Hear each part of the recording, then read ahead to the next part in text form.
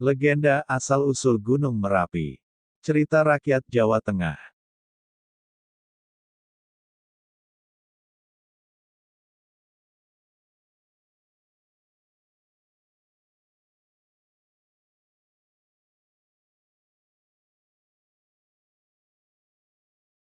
Alkisah, Pulau Jawa adalah satu dari 5 pulau terbesar di Indonesia.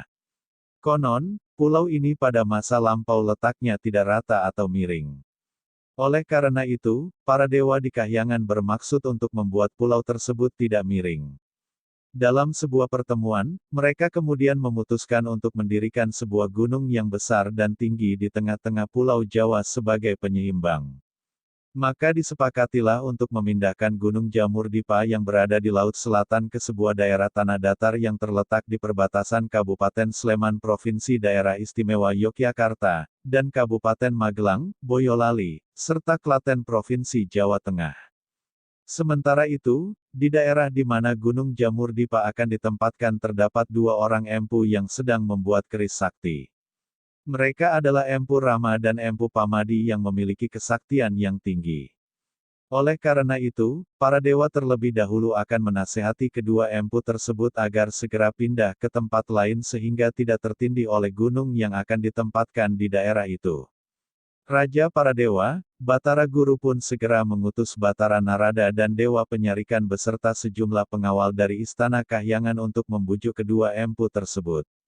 Setiba di tempat itu, utusan para dewa langsung menghampiri kedua empu tersebut yang sedang sibuk menempa sebatang besi yang dicampur dengan bermacam-macam logam. Betapa terkejutnya Batara Narada dan Dewa Penyarikan saat menyaksikan cara Empu Rama dan Empu Pamadi membuat keris. Kedua empu tersebut menempa batangan besi membara tanpa menggunakan palu dan landasan logam, tetapi dengan tangan dan paha mereka. Kepalan tangan mereka bagaikan palu baja yang sangat keras.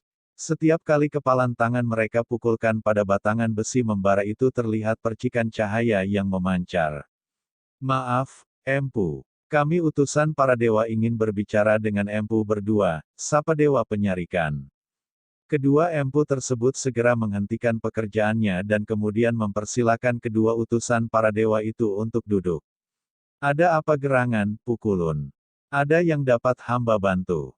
Tanya Empu Rama. Kedatangan kami kemari untuk menyampaikan permintaan para dewa kepada Empu, jawab Batara Narada.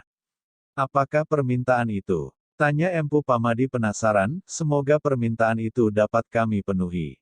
Batara Narada pun menjelaskan permintaan para dewa kepada kedua empu tersebut. Setelah mendengar penjelasan itu, keduanya hanya tertegun. Mereka merasa permintaan para dewa itu sangatlah berat. Maafkan hamba Pukulun. Hamba bukannya bermaksud untuk menolak permintaan para dewa. Tapi, perlu Pukulun ketahui bahwa membuat keris sakti tidak boleh dilakukan sembarangan, termasuk berpindah-pindah tempat, jelas Empu Rama. Tapi Empu, keadaan ini sudah sangat mendesak. Jika Empu berdua tidak segera pindah dari sini Pulau Jawa ini semakin lama akan bertambah miring, kata Dewa Penyarikan. Benar kata Dewa Penyarikan, Empu. Kami pun bersedia mencarikan tempat yang lebih baik untuk empu berdua, bujuk Empu Narada. Meskipun telah dijanjikan tempat yang lebih baik, kedua empu tersebut tetap tidak mau pindah dari tempat itu. Maaf, Pukulun. Kami belum dapat memenuhi permintaan itu. Kalau kami berpindah tempat, sementara pekerjaan ini belum selesai, maka keris yang sedang kami buat ini tidak sebagus yang diharapkan. Lagi pula, masih banyak tanah datar yang lebih bagus untuk menempatkan Gunung Jamur-Dipa itu, kata Empu Pamadi. Melihat keteguhan hati kedua empu tersebut, Empu Narada dan Dewa Penyaringan mulai kehilangan kesabaran. Oleh karena mengemban amanat Batara Guru, mereka terpaksa mengancam kedua empu tersebut agar segera pindah dari tempat itu. Wahai, Empu Rama dan Empu Pamadi. Jangan memaksa kami untuk mengusir kalian dari tempat ini, ujar Batara Narada. Kedua empu tersebut tidak takut dengan ancaman itu karena mereka merasa juga sedang mengemban tugas yang harus diselesaikan. Oleh karena kedua belah pihak tetap teguh pada pendirian masing-masing, akhirnya terjadilah perselisihan di antara mereka. Kedua empu tersebut tetap tidak gentar meskipun yang mereka hadapi adalah utusan para dewa. Dengan kesaktian yang dimiliki, mereka siap bertarung demi mempertahankan tempat itu. Tak ayal, pertarungan sengit pun tak terhindarkan.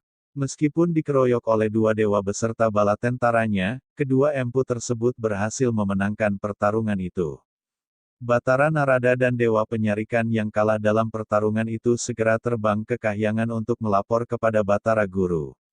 Ampun, Batara Guru. Kami gagal membujuk kedua empu itu. Mereka sangat sakti mandraguna, lapor Batara Narada.